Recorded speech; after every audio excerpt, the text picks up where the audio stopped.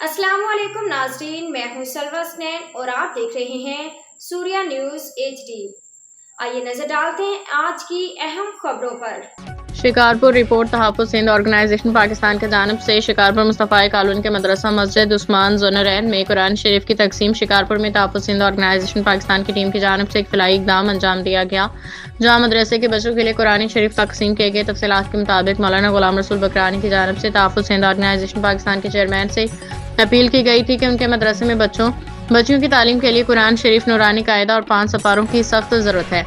इस अपील को कबूल करते हुए आज बरोज़ जुमा मुबारक के दिन मरकज़ी चेयरमैन मौलाना गुलाम यासीन हैदरी साहब, मरकज़ी जनरल सेक्रेटरी हाफिज़ नईमुल्लाह और दीगर पहुंचे। नज़र मोहम्मद बकरानी अब्दुस्तार सुंदरानी की मौजूदगी में मदरसे में पढ़ने वाले तमाम बच्चियों में कुरान मजीद नूरानी कायदा और 5 सपारे तकसीम किए गए।